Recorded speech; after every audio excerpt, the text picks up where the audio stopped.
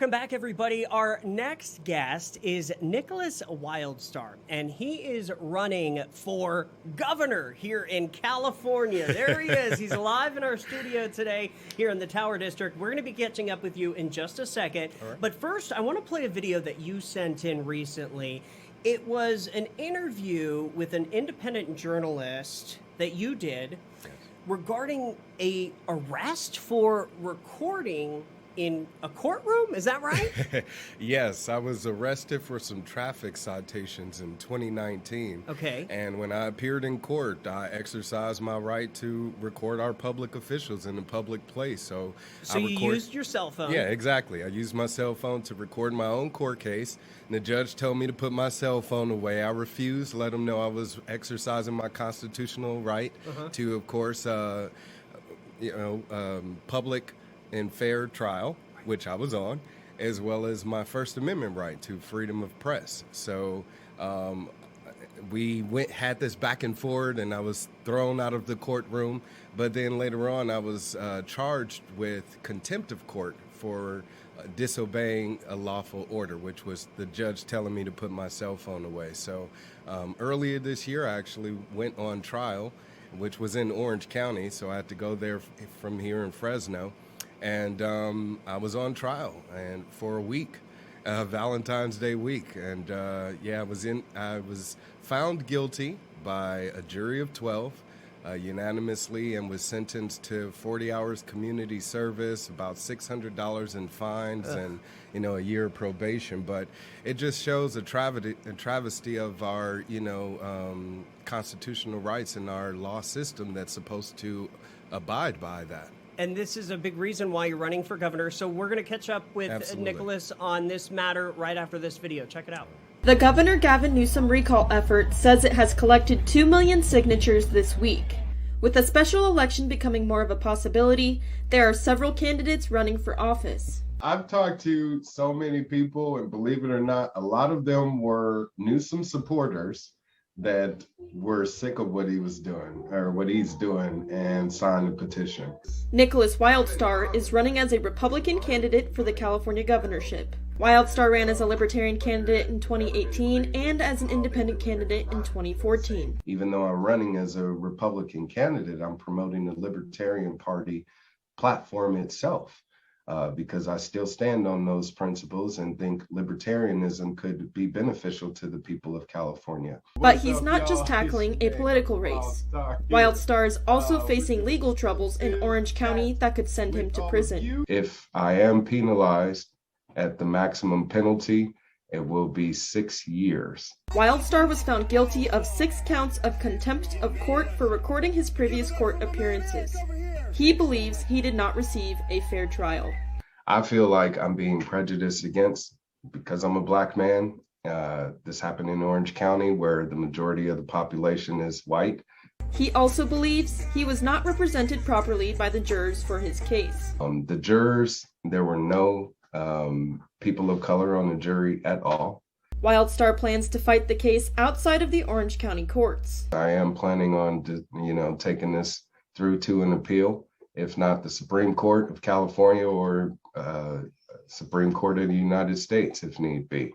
But I would like to be vindicated for these charges, since I do feel like it is an injustice. His sentencing hearing is at 9 this morning at the Santa Ana Courthouse, where he has also planned a demonstration. I've arranged this protest for people in California to, of course, come down there and, make some noise about the issue. Reporting in Santa Clarita, I'm Savanna Birchfield. So that video was done in March, and here we are in June now, and it sounds like you're just fed up. Absolutely. I mean, thankfully, I'm still a free man to fight the good fight, but I am appealing those charges right now because I feel like, again, it's a violation of our rights as American citizens here in California, to where we should be able to record our public officials and make sure that they're doing their jobs correctly. I mean, and the courthouse is a public place. It's no different than City Hall or a park or a library, for that matter.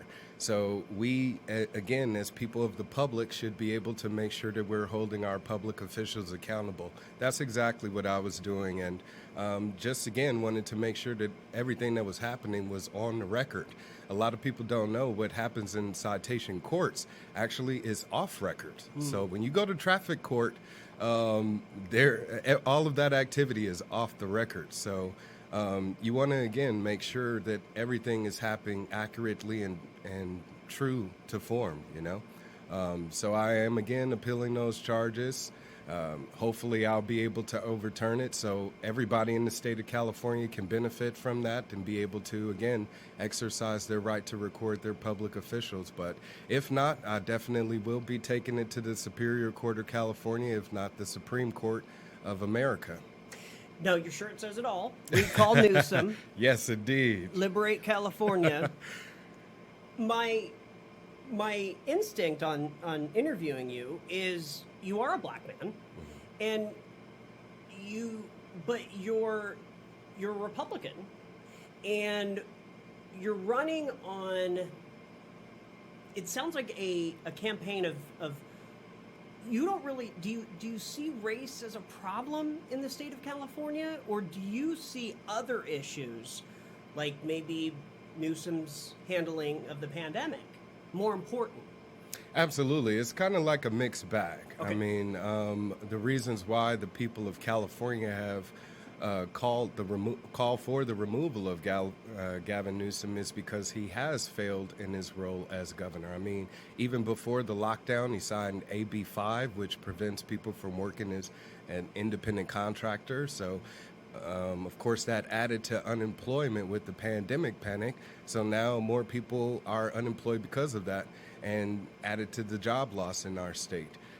He also continued to tax the people of California during the pandemic, and before that was even prosecuted for mismanagement of those monies collected from that gas tax and not spending it on infrastructure improvements, as once said.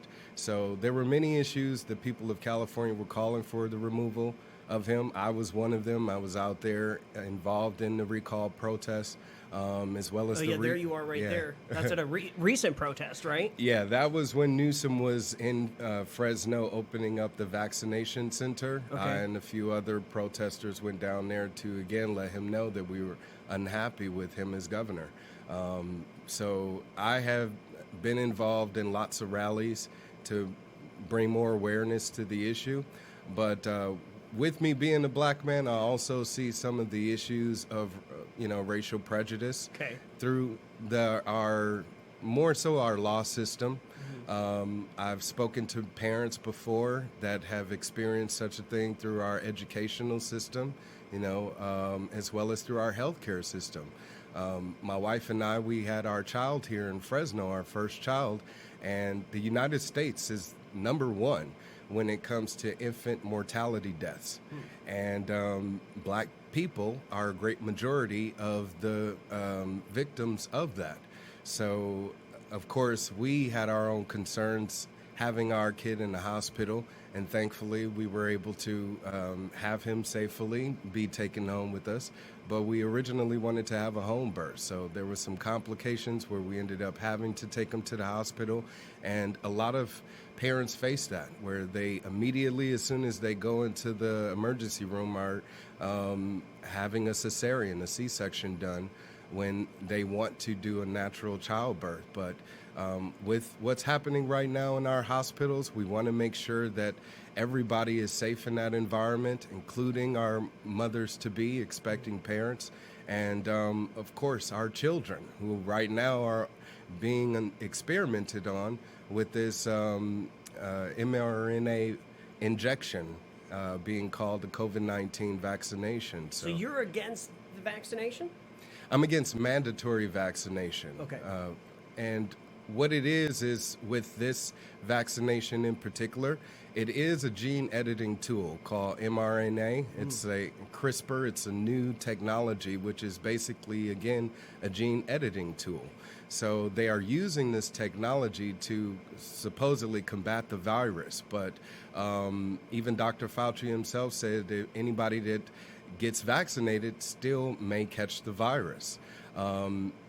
There's also been side effects like herpes zoster, which is a skin outbreak that where now that becomes contagious.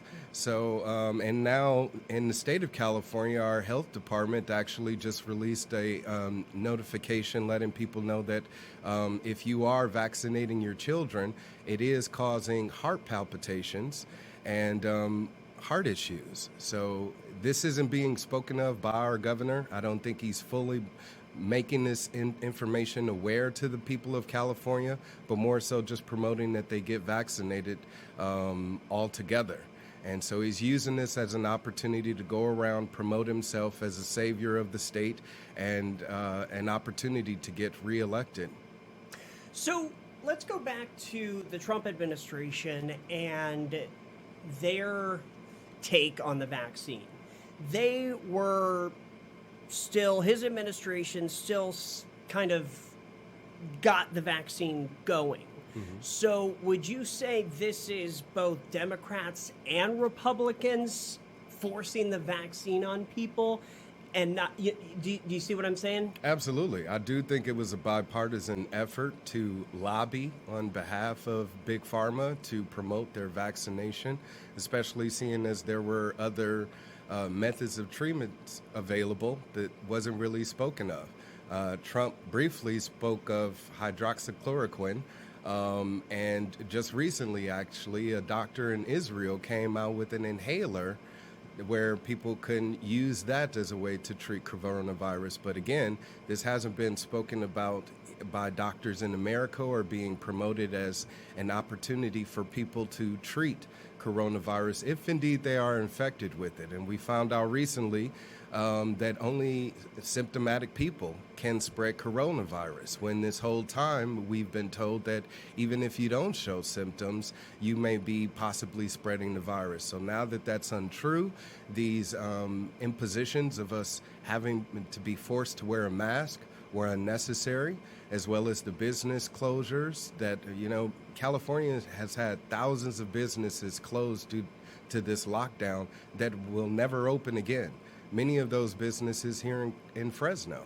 So we want to make sure that we're, getting our economy going again. And I think the best way to do that is just to open up now. Gavin Newsom threw out the arbitrary date of June 15th as a projected day of opening, even though the CDC themselves said it's okay for everybody to go on with their lives now. So you have a lot of people in the state, not only state officials, but, residents here in California that are upset with that decision by him. What do you say to the people that have been vaccinated and now we are seeing cases skyrocket down? Is that a connection to the point of, yes, the vaccine is working, COVID's going away? Or do you feel that, what are your thoughts on that connection? I really think it's a matter of misinformation, because if you look at states like Texas and Florida, which have a low number of vaccinated people and chose to open up sooner than the state of California, as well as remove their mask mandates, etc., they have had a continual drop in the number of cases. Opposed to where here in California, we still are experiencing lockdown precautions. We're still having to socially distance, being forced to wear masks, etc. And millions of people have gotten a vaccination. And now we're supposedly seeing that drop. But I think the emphasis should have been always more so on the mortality rate, how many people have actually died from coronavirus. And if you look at those numbers, you come to find that it's extremely low. I think there's been, I haven't looked at the latest numbers, but I would say around 550,000 deaths. Correct. There are, however, 331 million Americans, right? Yes, with regards to cases. Now, how many of those deaths are in California? Well, not very many. Exactly. Yeah. And again, you have a governor that's not talking about the amount of people that have been infected with coronavirus and have recovered. Even before they got vaccinated, we had a recovery rate of 97, 98%. And so now, if you out there were to be, were to contract the coronavirus, you have a 98 to 99% survival chance. So it's not as life-threatening as they had made it seem. Something as if it was Ebola, or something more severe, where it again would threaten us in such a way to where we would again have to adhere to such drastic measures. So your recall campaign efforts, and you possibly being our next governor. Are you really running on the pandemic? Is that the biggest thing that you see as Newsom's failure? No. My biggest failure that I see of him is just his refusal to adhere to the calls of the people of California. Okay. When it came to our call to action for homelessness, he dropped the ball on that. I mean, just last year, he spent nearly $1 billion on that effort, with over $100 million spent on Project Room Key, which was to put unhoused people in hotels temporarily. So it was overpaying for hotels. Some of those still needed to be renovated, and we're just paying an insane amount of costs. And now he wants to double down on that by adding an extra $11 billion, I believe, to address the issue. How I would have dealt with it would have just to build homes. Ever since I ran in 2018 as the Libertarian candidate for governor, I had promoted the idea of building 3D printed homes. These 3D printed homes can be built in less than 24 hours, cost less than $5,000, and they're self-sustainable. So it's a more economical way for us to, again, provide homes for those in need. And another way to deal with homelessness is to address the housing crisis, which Gavin Newsom hasn't done.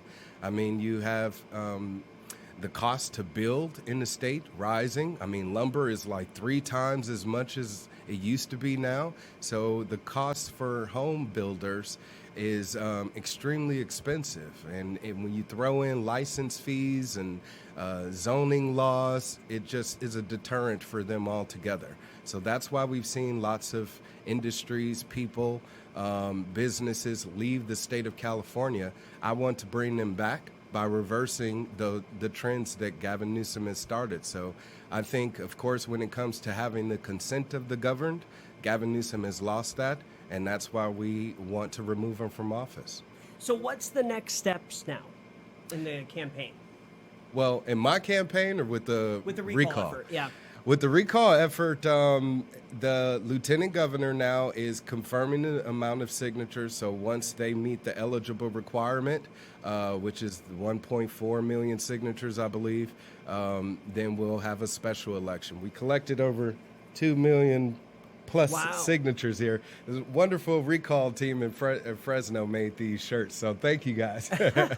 But so we were able to collect over 2 million signatures. As long as over 1.4 million clears, then we'll have that special election, which may end up being sooner than later, since you have some state officials saying, since Gavin Newsom is now throwing out freebies, and stimulus checks and paying off people's traffic tickets and all sorts of things. Doing a lottery for the vaccine. Yeah, lotteries for the vaccine, all sorts of good fun prizes to make people feel like he's doing a great job. So if they end up capitalizing on that and having that election sooner or later, it could be sometime early summer, if not expect it to happen around November or so. So your name will be on the ballot? Yes, indeed. I'm planning on making it so. And then worst case, you're looking ahead to 2022? Yes. So the way this works normally is we would have a gubernatorial race every 4 years. And California is on schedule to have our 2022 election. So whoever ends up winning the race, even if Gavin Newsom is reelected, will have to run again for governor in 2022. So I would like to use the opportunity as my first year in governor in this special election to show and prove to the people of California why I should be reelected in 2022. So that's why I'm asking people to vote yes on the recall, then vote Wildstar for governor. And wildstar2022.com, that's where people can learn more about your campaign. Yes. We've got about a minute left. Real quick, why did you switch from Libertarian to Republican? I just wanted to be able to take the Libertarian message to a larger platform. Okay. A lot of people that I met on the campaign trail when I ran for governor in 2018 just said they loved what I was talking about, but didn't think a Libertarian had an opportunity to actually win in a state that's dominated by a two-party system. Right. So in a way to combat that, I'm now on a Republican ticket as a California Republican, a Cali Republican, which is more so, I feel like, is the epitome of the idea of fiscally responsible and socially liberal. You know, in the last election, the people of California voted against tax increases. We voted against the expansion of affirmative action, and we also voted to allow felons to continue to go back and vote. So the people of California is more so libertarian, but I wanted to, again, provide that message on a larger stage, which is why I'm running as a Republican. All right. Nickolas, thank you for joining us today. Good luck. Thank you for having me. I appreciate it. Now, if you win, I need you to guarantee me something, okay? What's that? Give me your first interview. I will do that. You got it. Yeah, I would be honored. All right. Thank you. Thank you again for joining us. Appreciate it. Pleasure. All right. You're watching Central Valley Talk. I'm Austin Reed. We'll be back with another live local guest coming up in just a bit. Hang tight.